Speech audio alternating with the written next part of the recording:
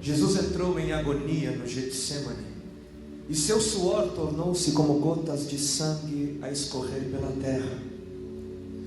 O único evangelista que relata o fato é o médico, Lucas, e o faz com a precisão de um clínico. O suar sangue, ou hematidrose, é um fenômeno raríssimo. É produzido em condições excepcionais. E para provocá-lo é necessário uma fraqueza física, acompanhada de um abatimento moral violento, causado por uma profunda emoção, por um grande medo. O terror, o susto, a angústia terrível de sentir-se carregando todos os pecados dos homens devem ter esmagado Jesus. Tal tensão extrema produz o rompimento das finíssimas veias capilares que estão sob as glândulas sudoríparas, e o sangue se mistura ao suor e se concentra sobre a pele, escorrendo então por todo o corpo até a terra. Olha o estado de espírito que leva alguém a suar sangue.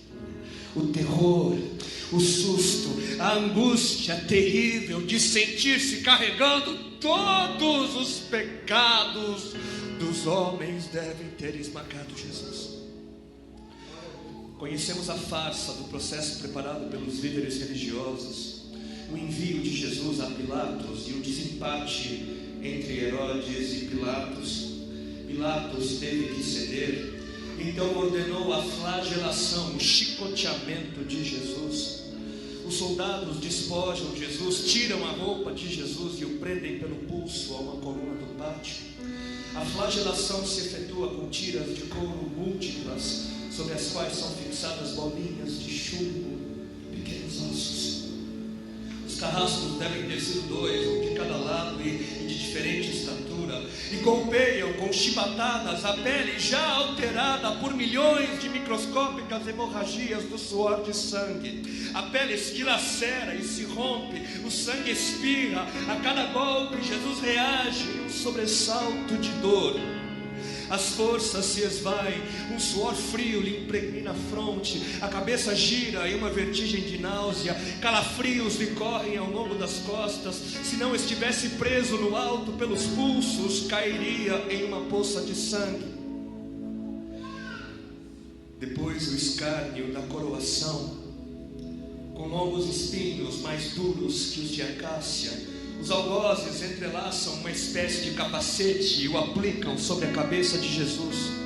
Os espinhos penetram no couro cabeludo, fazendo-o sangrar, e os cirurgiões sabem o quanto sangra o couro cabeludo. Pilatos, depois de ter mostrado aquele homem dilacerado à multidão feroz, o entrega para ser crucificado. Colocam sobre os ombros de Jesus o grande braço horizontal da cruz, que pesa uns 50 quilos. A estaca vertical já está plantada sobre o Calvário. Jesus caminha com os pés descalços pelas ruas de terreno irregular, cheia de pedregulhos. Os soldados o puxam com as cordas. O percurso é de cerca de 600 metros. Jesus, fatigado, arrasta um pé após o outro, frequentemente cai sobre os joelhos, e os seus ombros estão cobertos de chagas, de ferimentos. Quando ele cai por terra, a viga lhe escapa, escorrega e lhe esfola o dorso. Sobre o Calvário tem início a crucificação. Os carrascos despojam o condenado, tiram a roupa do condenado, mas a sua túnica está colada nas chagas dos ferimentos, e tirá-la produz dor atroz. Quem já tirou uma atadura de gás de uma grande ferida percebe do que se trata. Cada fio do tecido adere, cola a carne viva, e ao levarem a túnica se laceram as terminações nervosas postas em descoberto pelas chagas. Os carrascos dão um puxão violento, e há um risco de toda aquela dor provocar uma síncope. Mas ainda não é o fim. O sangue volta a escorrer. Jesus é deitado de costas. As suas chagas se incrustam de pequenos elementos. Depositam-no sobre o braço horizontal da cruz. Os algozes algozes tomam as medidas. Com uma broca é feito um furo na madeira para facilitar a penetração dos pregos. Os carrascos pegam um prego, um longo prego pontudo e quadrado, apoiam-no sobre o pulso de Jesus e com um golpe certeiro de martelo o plantam e o rebatem sobre a madeira. Jesus deve ter contraído o rosto assustadoramente, o nervo mediano foi lesado.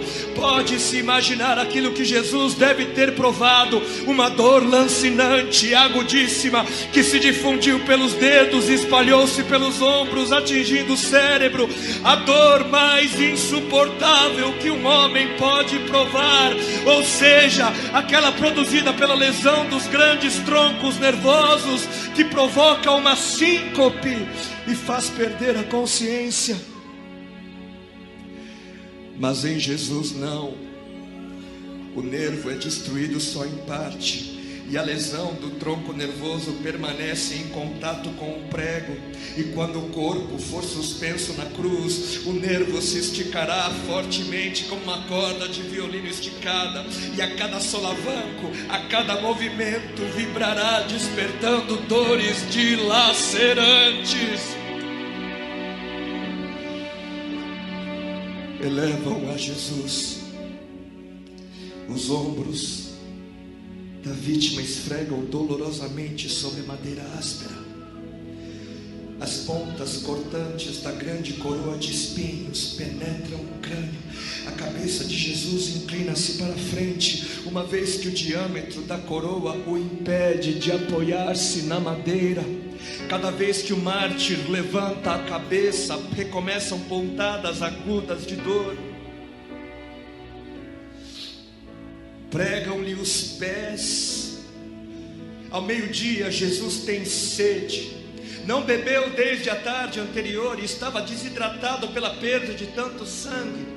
Seu corpo é uma máscara de sangue. A boca está semiaberta e o lábio inferior começa a pender. A garganta seca lhe queima, mas ele não pode engolir, tem sede.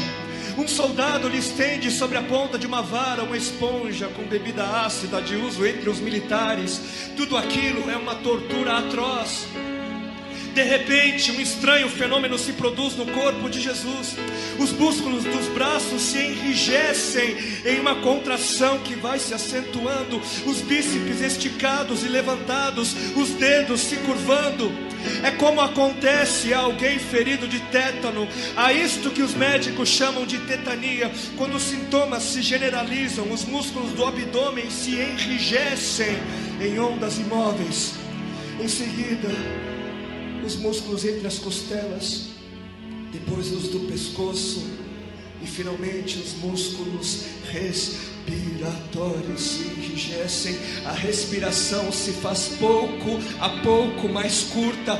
O ar entra, mas não consegue mais sair. Jesus respira com o ápice dos pulmões. Tem sede de ar como um asmático em plena crise. Seu rosto pálido pouco a pouco se torna vermelho, depois se transforma num violeta purpúreo. Jesus é envolvido pela asfixia. Seus pulmões cheios de ar não podem mais esvaziar-se. A fronte está impregnada de suor, os olhos saem fora de órbita. Mas de repente algo acontece. Lentamente, com um esforço sobre-humano, Jesus toma um ponto de apoio sobre o prego dos pés. Ele esforça-se a pequenos golpes, se eleva, aliviando a tração dos braços. Os músculos do tórax se distendem, a respiração torna-se mais ampla e profunda, os pulmões se esvaziam e o rosto recupera a palidez inicial. Mas por quê? Por que este esforço? Por quê? Porque Jesus quer bradar: Pai, perdoa-lhes porque não sabem o que fazem. E logo em seguida o corpo de Jesus começa a afrouxar-se de novo, e a asfixia recomeça. foram transmitidas 7 frases pronunciadas por ele na cruz, e cada vez que quer falar, ele deverá elevar-se, tendo como apoio o prego dos pés. Inimaginável. Atraídas pelo sangue que ainda escorre e pelo coagulado, enxames de moscas unem ao redor do seu corpo, mas ele não pode enxotá-las. Pouco depois o céu escurece, o sol se esconde, de repente a temperatura diminui, logo serão 3 da tarde, e depois de uma tortura que dura horas e horas, todas as suas dores, toda a sua sede, todas as cãibras, toda a asfixia, todo o latejar dos nervos medianos lhe arrancam um lamento: Deus meu, por que me desamparaste?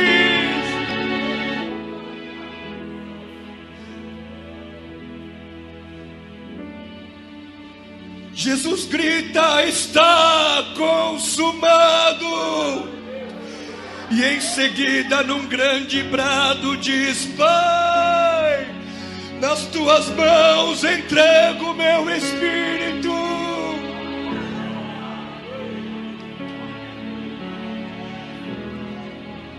E morreu no meu lugar e no seu.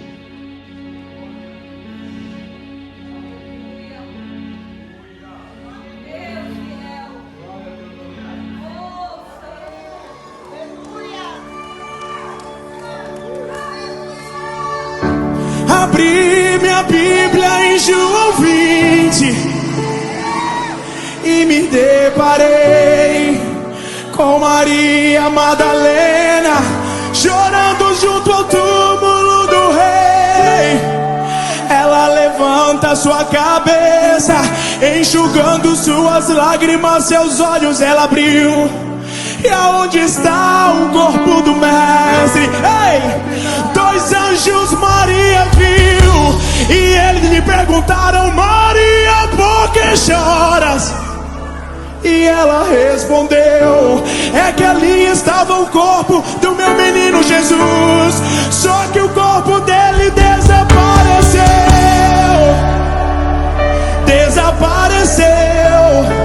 O corpo dele não está mais lá.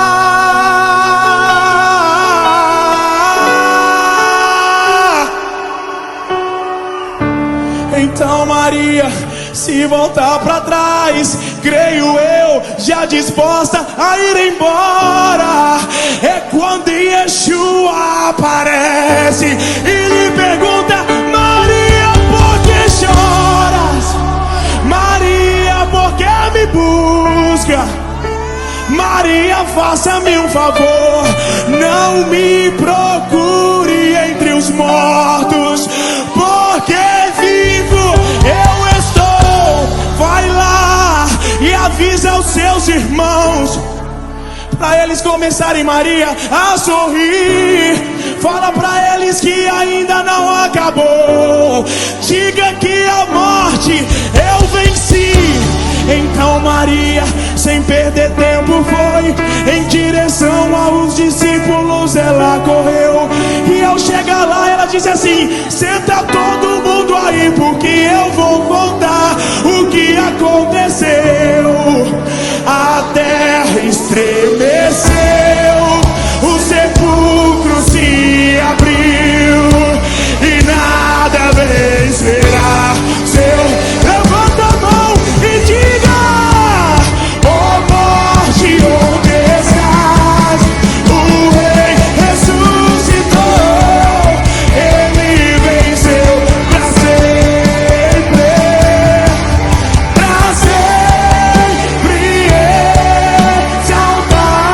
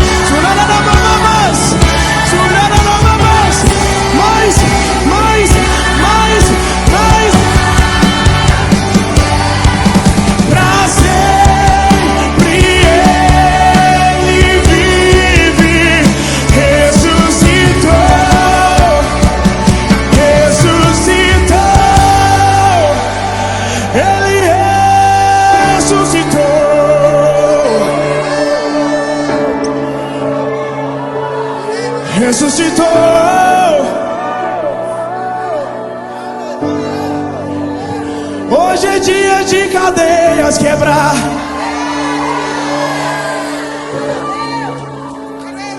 Hoje é dia